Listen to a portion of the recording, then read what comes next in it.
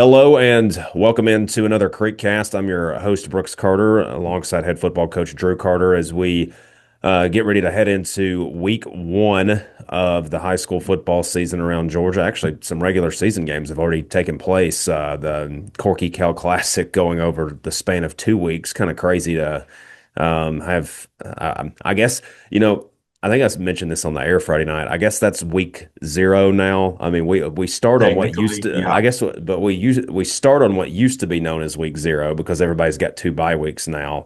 So now I guess those guys are going to have like three bye weeks if they played last week. That's pretty crazy, right? I mean, Yeah, yeah.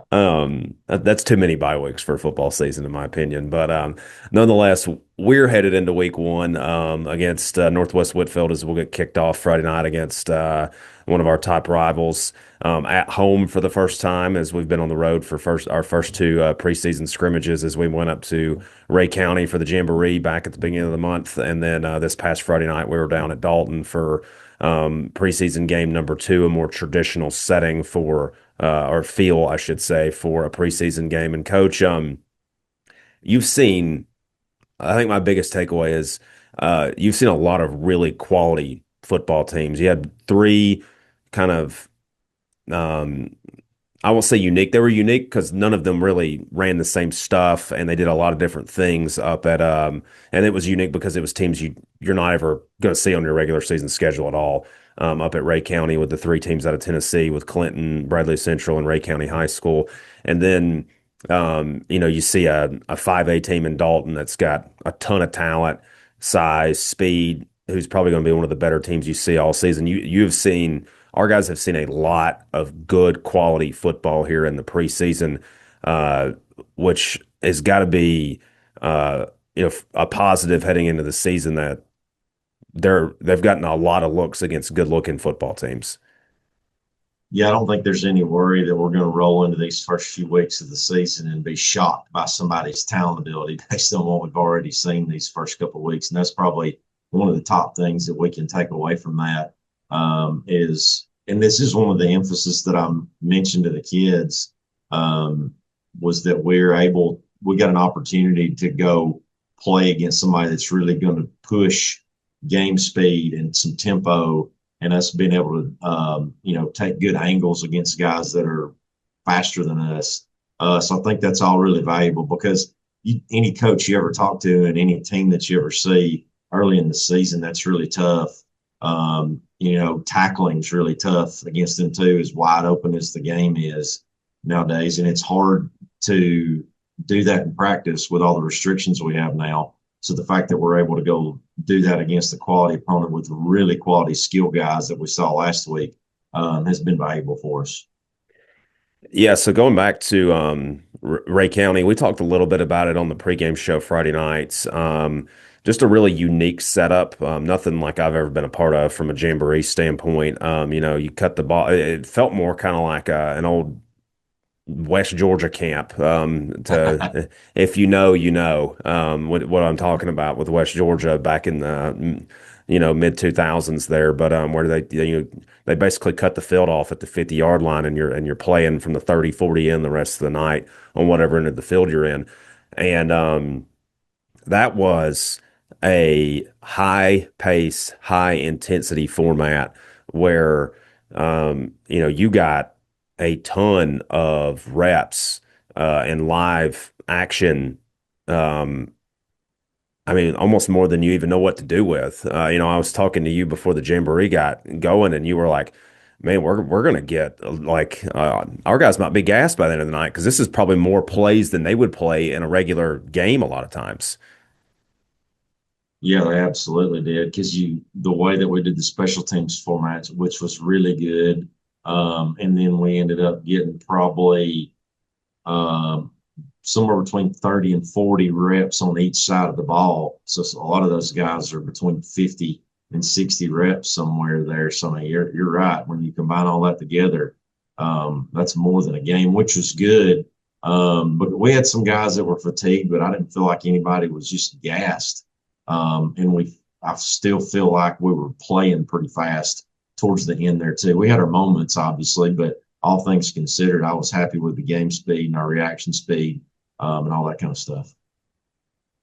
Yeah, so nothing really scoreboard wise that you could even keep score with, but like what did coming out of that and going into the Dalton game, um one of the biggest takeaways I've had, I talked about it on the pregame show on the radio network on Friday night, was the linebackers continue to impress. We expected that out of Branson Lowry, who was an all-region caliber linebacker last year, set the single season record for tackles for loss. And then you got several other guys there that have played a lot of football and started over the last couple of years with Luke Turner and Wyatt Mann, um, and River showed. I thought Wyatt played really well defensively Friday night against Dalton too, made a couple of tackles in the backfield. Um, but elsewhere, we know what to expect from them, and they so far they look like they're gonna carry the load on defense. Uh, I I was pretty impressed with the defensive line's ability to get off the blocks and make some stuff happen in both settings, the at Rhea County and at Dalton. Yeah, the inexperience there was obviously a concern as they move through the summer and into the preseason. But they're grasping some things, and you see that they're starting to play with some confidence and some speed. And we hope what that does for our defense is take some pressure off of our linebackers. The fact that they don't feel like they've got to make every single play. As much as we coach them to do that, as much as we talk to them about that, that's just a subconscious deal when they feel like they've got inexperienced guys and they've got to kind of make up some ground there. So it's really good to see that, obviously for their own confidence in the defensive line, but the rest of our defense seeing that those positive plays happen too. That way people can just worry about their job and play their position.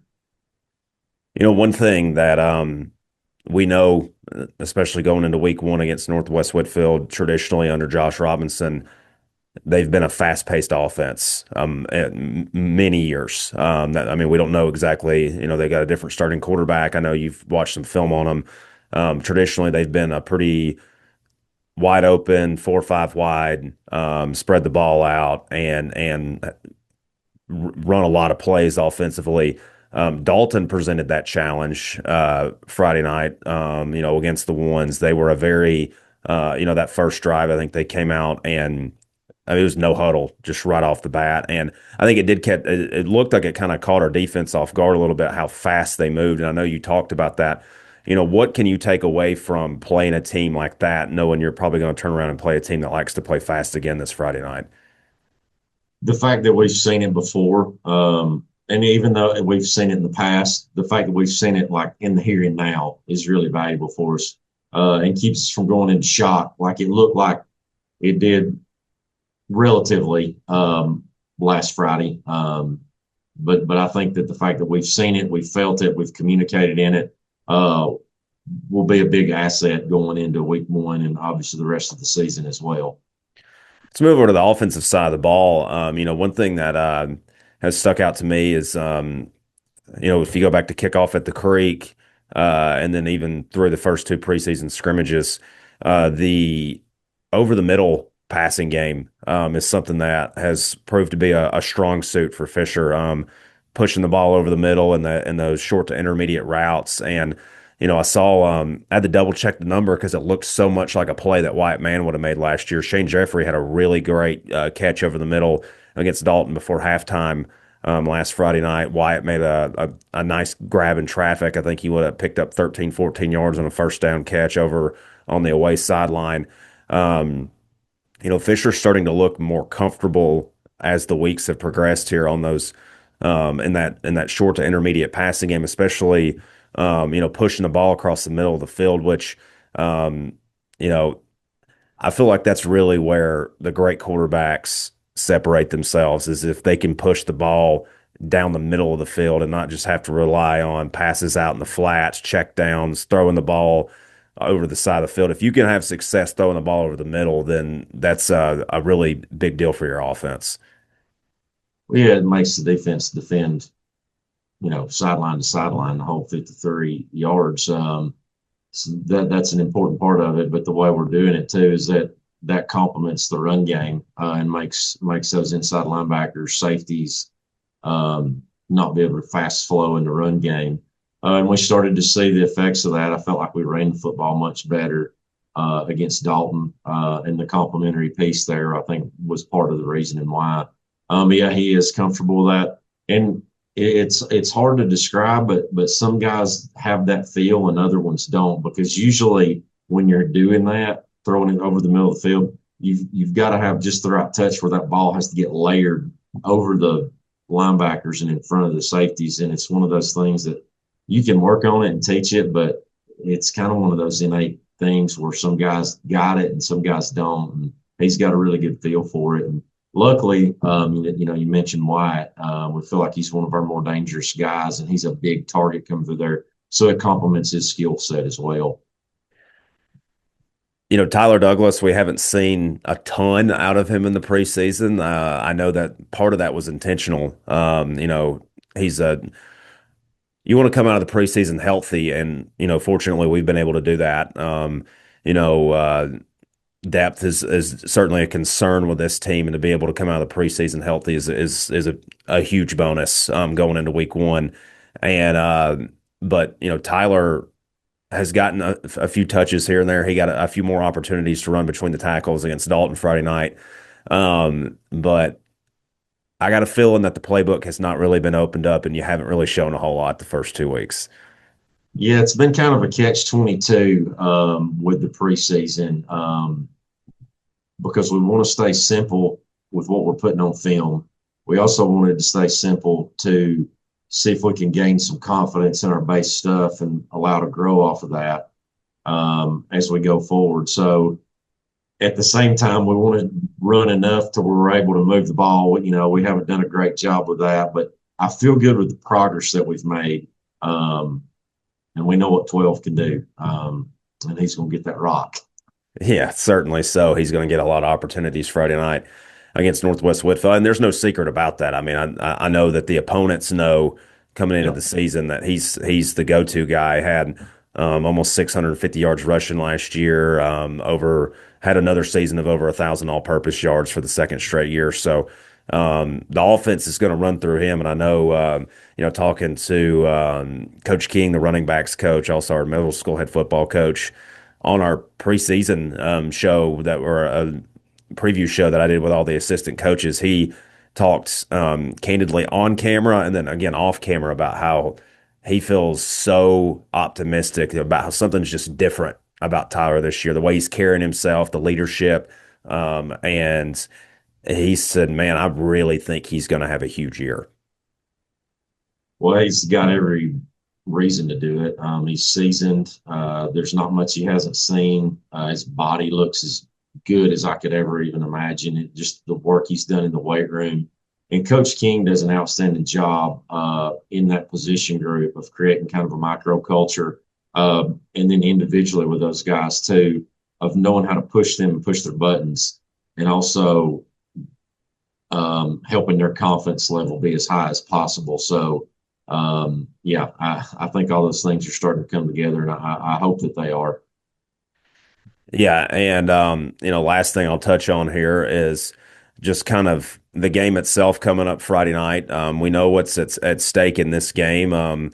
It's a non-region game, but we know that anytime these two teams meet, it's always a highly contested atmosphere, and um, I get the sense from the players that this game this year, especially with this senior class, means a little more to them because they weren't in school. The senior class that just graduated, they were freshmen when Coahulla Creek beat Northwest back in 2022. So they at least saw it at some point in their high school career. I get the feeling from this group like they were eighth graders. They saw that game and saw how much that meant to the community. I get the feeling that there's a real high sense of urgency and motivation to come out and perform well in this game Friday night. It definitely feels that way. I try to uh, keep that talk as little as possible, so it probably is not on. It's probably not happening around me as much as it is amongst themselves. Yeah, yeah. So my job with that is, and my challenge to the team is like, this game's not going to be won with your emotions, because I feel like we've been hyper emotional the last couple of years, and it's cost us. We've allowed circumstances to really affect our ability to focus, and that's led to a bad couple series, which has led to a disastrous quarter. And I know we've talked about that a few times over the last few years. So we've got to be able to keep those intact and stay focused on our job. It's the challenge for me this week with our guys because you just want to put our guys in a situation where we can be competitive and give ourselves a chance because you don't feel like we've done that the past few years. It's been really disappointing that our guys haven't had that opportunity because you feel like if we can be in a battle and maybe put them in some panic mode, then you give yourself a chance there. But that's all we can ask for. Yeah, certainly so. I mean, several times we saw our team last year finally put themselves in positions to win in the fourth quarter of games. Some we did win, some we didn't win.